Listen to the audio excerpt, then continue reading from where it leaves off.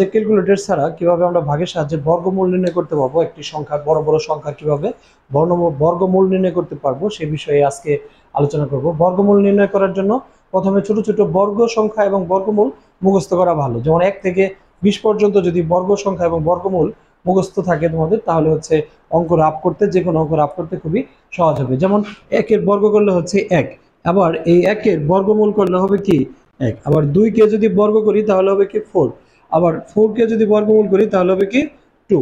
মানে এটা এই 2 থেকে যেহেতু বর্গ করে 4 আসছে সেহেতু এটার মূল হচ্ছে 2। আবার 3 কে যদি স্কয়ার করি হবে 9, আবার 9 কে যদি আমরা বর্গমূল করি তাহলে হবে কি 3 হবে। এই বিষয়টা হচ্ছে বড় বড় সংখ্যা যখন থাকবে তখন আমরা কিভাবে বর্গমূল নির্ণয় করব। 3 অঙ্কের ডিজিটের একটা যদি আমরা দেখি কিভাবে করব, যেমন 625 কে আমরা যখন বর্গমূল নির্ণয় করব তখন হচ্ছে ডান দিক থেকে জোড়া করতে হবে। ডান দিক থেকে যেহেতু এখানে একটা জোড়া হয়েছে আর 6 রয়েছে, এটা এমনভাবে বর্গমূল করতে হবে। বর্গমূল করার প্রসেসটা হচ্ছে এই বাম পাশের জোড়া ছাড়া যে সংখ্যাটা আছে, অথবা এখানে আরেকটি সংখ্যা থাকলে সেটা জোড়াও থাকতে পারতো, জোড়া থাকতে পারতো না, জোড়া থাকতে পারতো। এখানে এই 6 এর কাছাকাছি বর্গ সংখ্যা কত? 6 এর কাছাকাছি বর্গ সংখ্যা হচ্ছে 2। এখানে যদি 2 দেই, এখানে যদি আমি 3 দেই, তাহলে 3 3 9 হয়ে যায়। 2 দিছি মানে 2 কে বর্গ করতে হবে, বর্গ করলে হবে 4, বা 2 কে বর্গ করলে হবে কি 4 হবে, 2 কে বর্গ করলে হবে 4। এখন হচ্ছে এটা বিয়োগ করব, বিয়োগ করলে নরমাল বিয়োগ 2। এখন এই যে ভাগফল 2 আছে, এটা বা যখন ভাজক আসবে তখন এই 2 এর দ্বিগুণ হবে 4। এখানে একটু জায়গা রেখে লিখতে হবে, যাতে আরেকটা সংখ্যা লেখা যায়। এরপরে আমরা যে শুরুতে জোড়া করেছিলাম, এই জোড়ার কাজটা এখন বোঝা যাবে যে জোড়া করার কাজটা আমাদের কি উপকার করেছে। এখন আমরা ভাগ করার সময় যখন আমরা নিচে ঘর কেটে নামাই, এই বর্গমূল নির্ণয়ের প্রসেসটা হচ্ছে এই জোড়াটা পুরাটা নামাই নিয়ে আসতে হবে। মানে এরা যে জুটি করছে, এরা একজন আরেকজনকে ছাড়া যাবে না। এরা হচ্ছে এখানে 2 5, এখানে নামবে কি 2 5 আসবে একবারে। এখানে আরেকটা মার্কার আছে।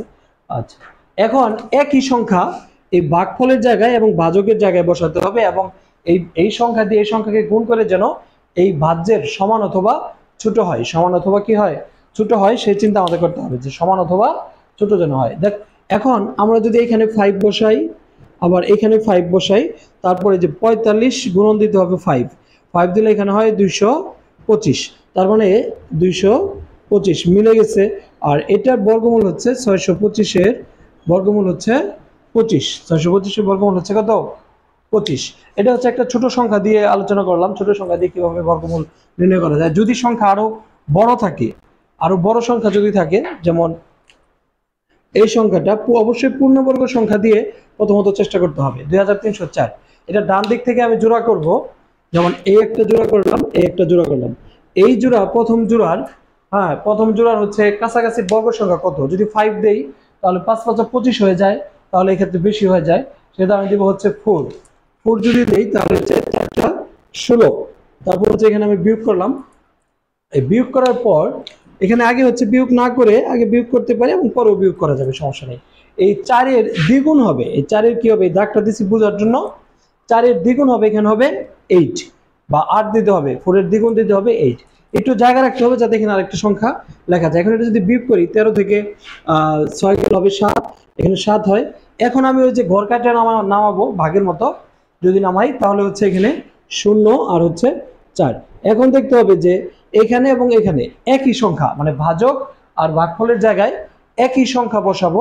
একই কোন সংখ্যা বসালে সমান অথবা 704 এর সমান অথবা ছোট হয়। আমরা যদি এখানে কত বসাই, আমরা যদি এখানে 8 বসাই এবং এখানে যদি 8 বসাই, তাহলে 88 ইন্টু হচ্ছে 8, 8 64 4 হাত থেকে কত 6, 8 64 আর 6 হচ্ছে 70। তাহলে এই যে মিলে গেছে, এখানে 8 বসাইলে 770 হয়। তারপর হচ্ছে নির্ণয়ের বর্গমূল 2304, এর বর্গমূল হচ্ছে 48। আশা করি সবাই সহজে ক্যালকুলেটর ছাড়া অনেক বড় বড় সংখ্যাও এভাবে বর্গমূল নির্ণয় করা যাবে। ধন্যবাদ সবাইকে।